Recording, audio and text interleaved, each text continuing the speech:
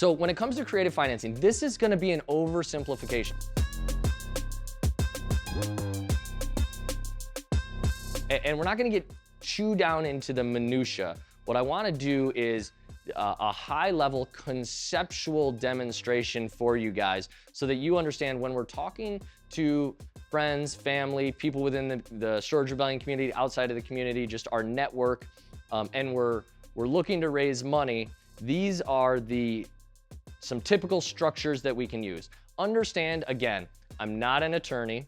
I'm definitely not an SEC attorney. And so raising money brings with it specific guidelines that we need to meet in order to be compliant. That is way beyond the scope of what we're going to talk about. We actually had Tyler Cauble come into one of our recent Insiders events and spoke about that. He's a Nashville guy, awesome dude.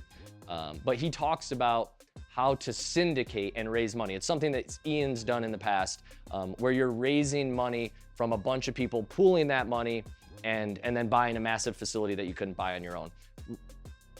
I'm going to encourage most of you to think about this in the realm of friends and family, partnerships, that sort of thing.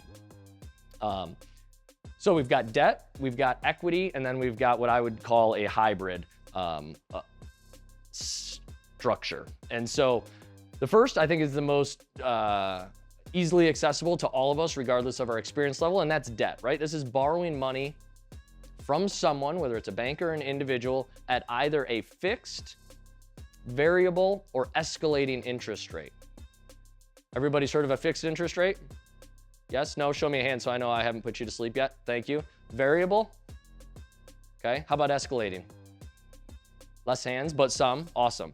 So fixed and variable, that's, I don't need to explain it because you guys all were honest about what you know. The escalating, it would simply be, let's say, for example, I'm buying a property that doesn't have the cash flow, right? Ian made fun of me the other day. He's like, yeah, it'll cash flow in 3 years. Well, sometimes I do buy properties that take that long to cash flow if I'm confident enough in their deal. So we might start out at 0% interest for the first 6 to 12 months.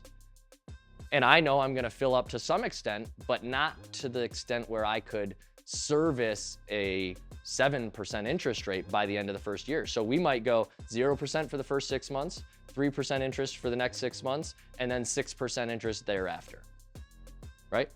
The point of me sharing that is don't get stuck in a rut because the rest of the world is stuck in a rut. We can do whatever the hell we want when it comes to creative financing. There are no rules, except you're only gonna have success if you create win-win opportunities. And so within that realm of win-win, everything is negotiable, and it's important to remember.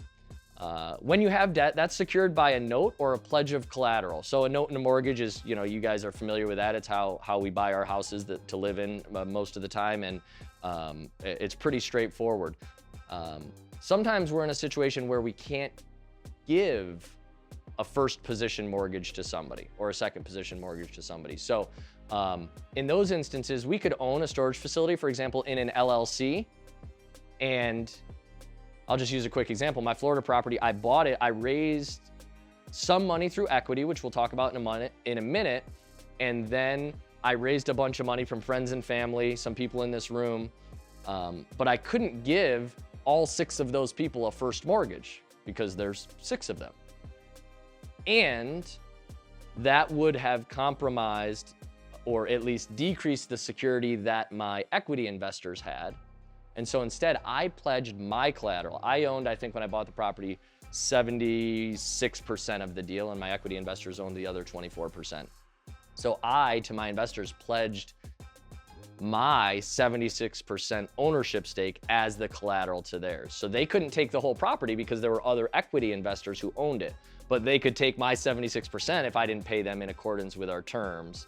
And then they would essentially replace me in the operation, and my equity investors would still have their 24% ownership. Does that make sense?